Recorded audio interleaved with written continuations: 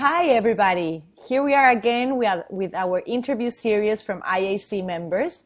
And I am very glad to introduce to you to Matthew Lyons, who is today with us sharing a little bit about his experience with IAC and about some interesting things that he's going to surely share with us. So welcome, Matt. Thank you, Desiree. It's great to be with you and get to share some things with our audience out there, whoever they are, whether members or non-members alike. And certainly had the privilege of seeing the previous videos and glad to participate. Yes, thank you. It's an honor. Thanks for participating with us. So tell us a little bit about yourself and also about your role at IAC so people can know a little bit who you are. Yeah, absolutely. Well, my name is Matt Lyons, as you said, and I currently reside in Michigan, the state of Michigan in the United States. So I'm in the northern part of the United States. So we're turning into a fall season here, and temperatures are starting to cool down and head into winter, which usually starts late October into November. I'm the dean for the School of Social and Behavioral Sciences for the University of the Cumberlands, and so my professional life at this point is primarily administration, education, higher education administration.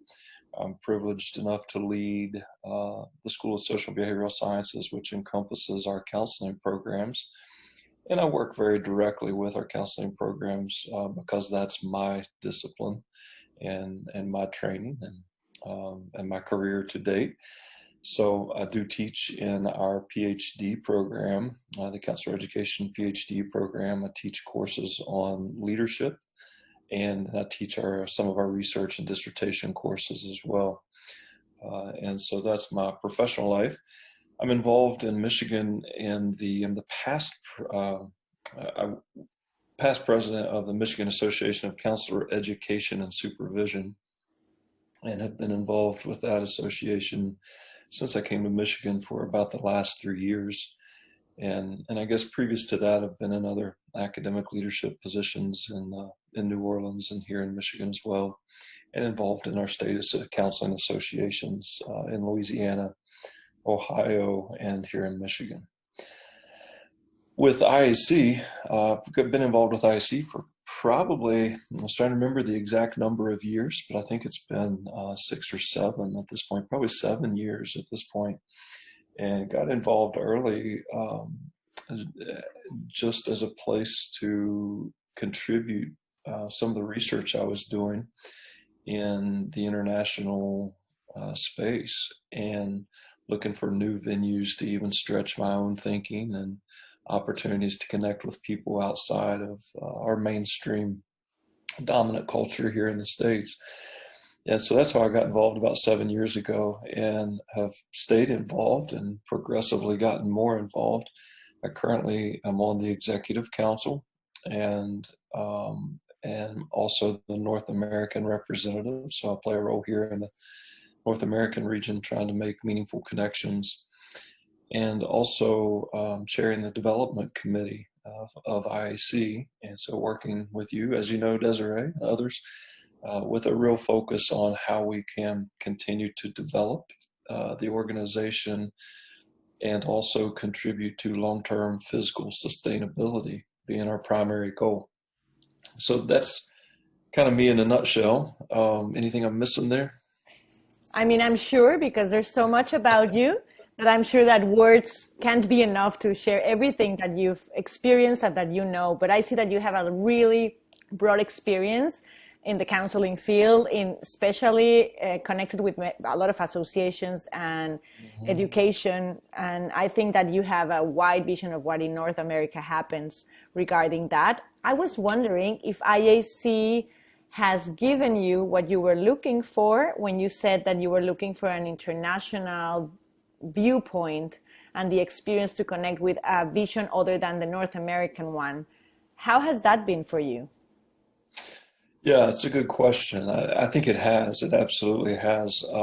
Through the initially the conferences, but then the relationships that I developed through the conferences, and as I've gotten more involved in the roundtables and stayed engaged with the association as a whole, there's certainly been the opportunity to just engage in perspectives and opinions that are diverse in lots of ways. And as we know, the world obviously has become a smaller place in the sense of we can reach it easier than we used to.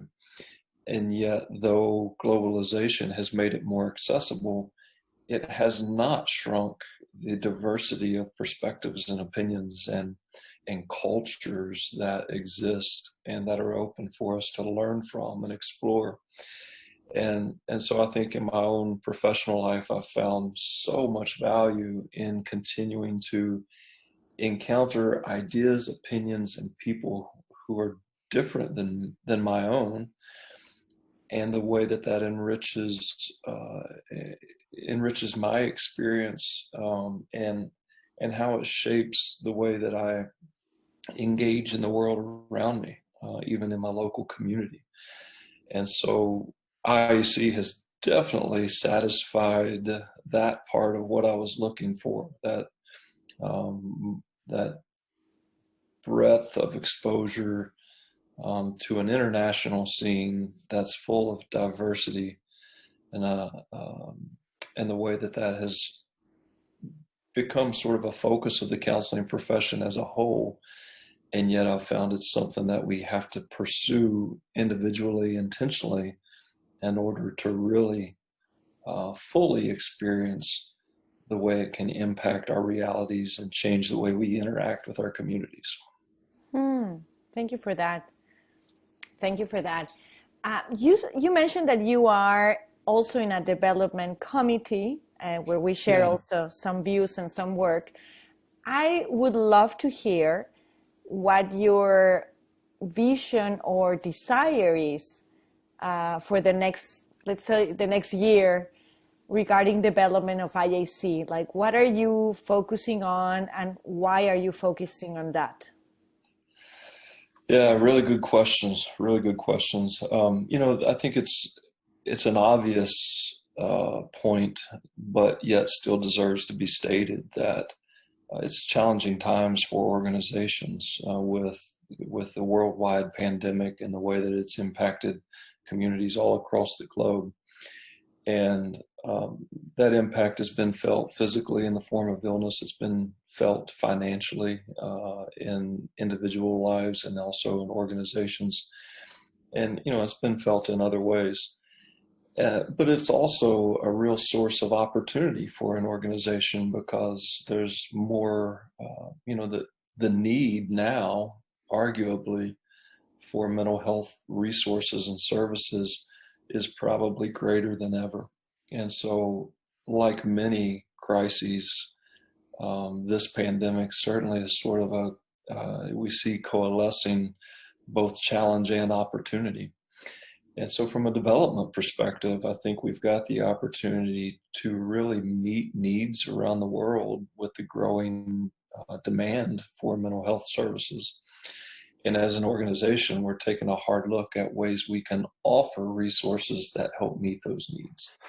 And our primary intention as an organization is to, in fact, support the effort to make counseling services available to all people. And that's ultimately what our development efforts are intended to drive. So that comes in many forms. Looking at some short-term goals includes developing some continuing education seminars, some half-day or one-day sort of short, brief conferences that we can offer lots of resources around the world. Those will be done virtually, of course. And looking to increase the number of the expertise center in our organization. So if somebody who's looking for counseling resources to deal with trauma, for example, has a place where they know they can find some proven resources that have been vetted from a transcultural lens, and they can come to IAC and find those. So all of those are sort of development initiatives that are in the delivery of resources and opportunities. The other side of development is really financial or fiscal responsibility and sustainability. And so the other side of our development efforts are really geared at making IAC a prominent player in the international scene, getting the word out as you're doing with these interviews and other efforts through social media, making sure that when people think of counseling around the globe, that they think of IAC because they've seen us and they've heard about us. And so we're going to be expanding our social media efforts, and including, all the major platforms, and really trying to put our face forward, if you will.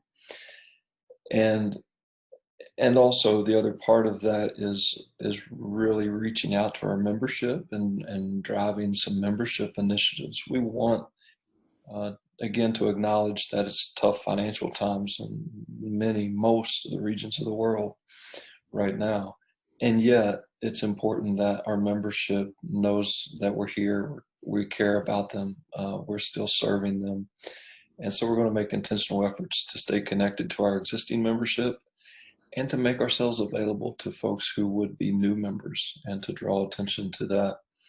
And then the final effort for the year is to also be really looking at organizations and individuals who believe in our mission and have the same vision that we have and would be interested in partnering with us and possibly even helping to fund some of the major initiatives that we have going on, including world mapping and other research projects, some of our roundtables, and even some of our conferences. So that's the biggies. It's the developing the resources and the opportunities, and then it's the fiscal responsibility that'll be driven sort of through increasing our media presence, really focusing on membership, and then really looking at ways we can partner strategically. Thank you for that. I think it clarifies a lot about where we're going. Sometimes members who are not so involved might wonder, okay, I see the post on IAC Monday, or maybe I see an email, but I'm not really sure where this association is going. What am I part of? And why are they sending so many emails on this week? So I think that what you explained right now about all the development and where its focus is, it does give members who are not so active in the association to have some perspective of where they're at and what is that we're doing and why are we trying to do it. So thank you for explaining that. Now, for new members or people who are curious about IAC, what would you tell them, or what would be, I don't know if your advice or your perspective for them? Well, also a good question. I don't know. I could probably say a lot of things, I think, to new members. I think, and maybe connect it to what I was saying about the development. This is a pretty special organization, and it's got a rich history, and there's been a lot of, let me call them giants of the counseling profession internationally that have helped establish it and keep it strong and set a clear vision for it and have propelled it to where it is today. There's no doubt that that IAC will continue. We want it to be strong far into the future and have the kind of legacy of contributing to the development of counseling worldwide that the original founders, the same vision that the original founders had.